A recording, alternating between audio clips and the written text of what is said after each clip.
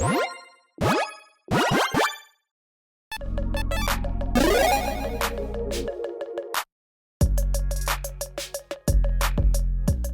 everyone, Mitch coming in for the Chimera Score Studio. Welcome to the show. So yet another week of Wilds of Eldraine spoiler season is here, including some really heavy hitters, a lot of cool things over the weekend. So I'm just going to recap a couple of the spoilers that we've seen, mostly over the weekend, I think, but actually this very first one came out this morning. Actually, I think two of these came out this morning. I'm losing track of time. Lots of crazy things going on.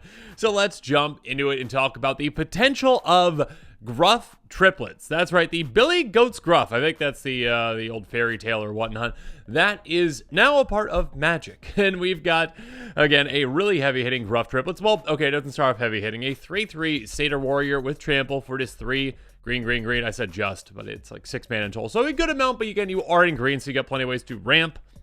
Yeah, 3/3 Trampler for 6 mana.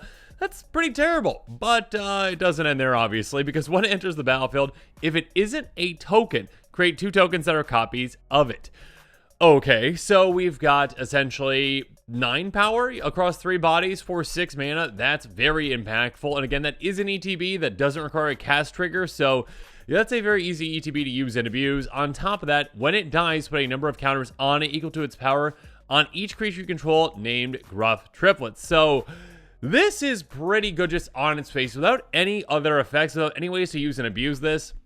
This is already just a really good effect. Again, right, for 6 mana, you're getting 9 power across 3 bodies. 9 trampling power. Now, how much trample damage can you get through? Obviously, just being 3/3s, maybe not all that much. That being said, the second that one of these Gruff Triplets is taken out, you are going to be getting 3 counters again, or I guess, equal to its power, so probably 3 counters, right, on each of the other tokens, making them then into 6/6s. Or I say tokens, but I guess the other triplets, because you could just have the original could still be in play.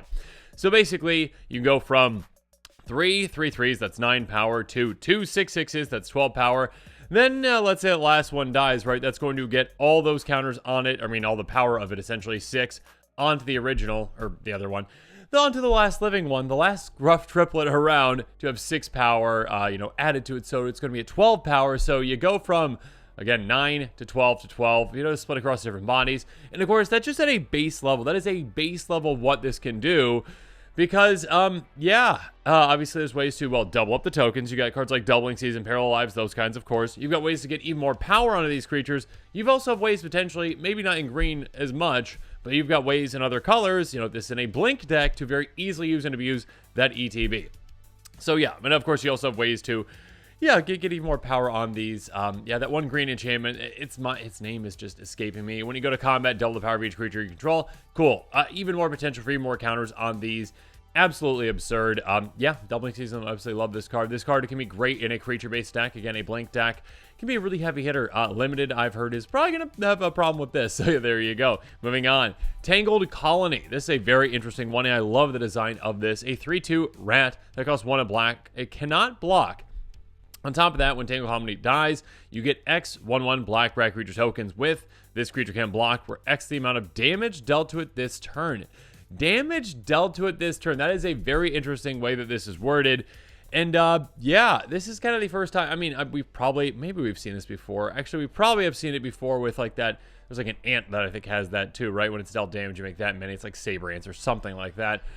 But yeah, basically, hey, you just get this in play. Again, it can't block, unfortunately. You can get it through, with, combat, essentially swing at someone that has the only big blocker left. They have to decide if they want to take the damage or if they want to potentially give you a lot of little rats. And also, if a Blasphemous Act happens, you're going to get a ton of rats out of that. Keep in mind, again, it does say damage dealt to it this turn. So if this were to, say, have some pump effects, you could actually, keep that, total amount in mind. Interesting. Very interesting. An interesting card, and again, one that obviously rat tribals are becoming more and more of a thing. And this can be a pretty cool piece to it. Again, if someone's going to try to cast that Blasphemous Act to get rid of, your rat army, they really got to consider that, because they're going to be making another rat army, right? Just by doing that. They're going to be making 13 of them. So, definitely an interesting one. Moving on. I'm not sure exactly why that was there. There we go. Moving on. Heartflame Duelist. A 3/1 human knight for 1 and a white. Heartflame slashes its instant speed adventure for 2 and a red, 3 damage to any target, so that's quite nice. Again, basically, hey, okay, you've got the flexibility of this, so this can actually just be, a lightning bolt, a very expensive lightning bolt, but a lightning bolt that can actually take a lot of things out. Again, medium-sized to small creatures, your opponent's faces, planeswalkers, whatever you need. But also, it's a 3/1 that says instant sorcery spells you control have lifelink. So yeah, like Soulfire Grandmaster vibes here, essentially. Getting another one of those in play is pretty cool, being able to say, yeah, let's just utilize our spells to actually just gain a lot of life. And like I mentioned with Blast of Effect earlier, that would be a sorcery. So obviously you can gain a ton of life with that. Kind of like Boros. What's the Boros one? Fire Song and Sunspeaker kind of vibes as well. So yeah, some very interesting things that you can take advantage of with this. Again, yeah, I mean, it is restricted to Boros colors. That being said, this kind of effect you more so see in Boros colors where you're really caring about both life gain and damage. So yeah, make sure you're taking advantage of that. Definitely a really cool card. And again, thank you MTG Goldfish for the translated version of this.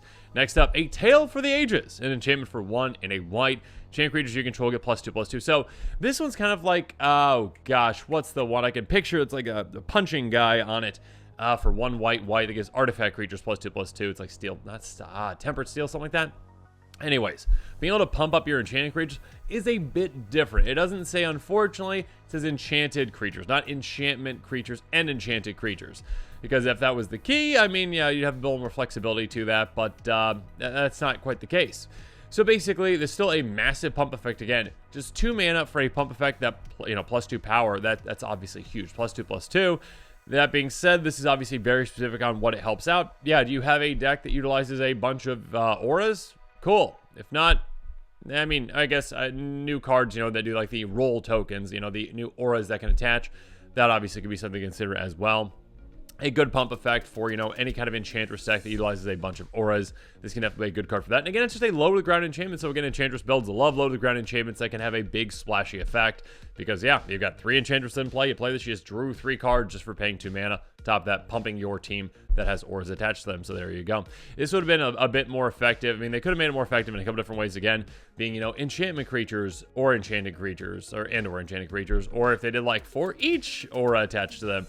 That might have been a bit crazy, like Ancestral Mask on all of your creatures. But yeah, maybe that would have had to cost another mana or 2. But still, it's a very interesting card and good for the right deck. Next up, Arcan of the Wild Rose. Again, thank you for MTG Goldfish's translated version. A 4/4 Arcan with flying that costs 2 white. Other creatures you control that are enchanted by auras you control have base power and toughness 4/4 and have flying. Interesting that it specifies a couple things there again. Enchanted by auras you control. So again, it has to be your own. If someone Dark Steel Mutations one of your creatures, it's not going to get an extra pump effect. I mean, that's already a bad thing if your creature's Dark Steel Mutation, but still. Yeah, base power and toughness 4/4 have flying.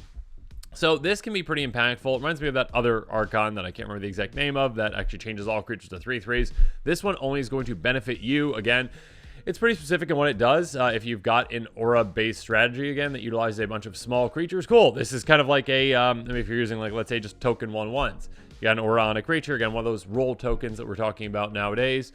Hey, yeah, now it's basically a +3/+3. So it's going to be pretty big, and a +3/+3 in flying, obviously. So, yeah, again, for the right deck, this can be an absolute bombshell. Yeah, just absolutely just getting it out and saying, oh, yeah, those little creatures that had auras on them, now they're massive. Now they can get through with flying. Have fun.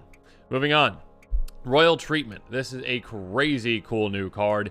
And we're starting to get more and more of these in green, like just one-off, 1-mana effects that are like, hey, I'm going to protect my creature and also get an additional benefit on top of that.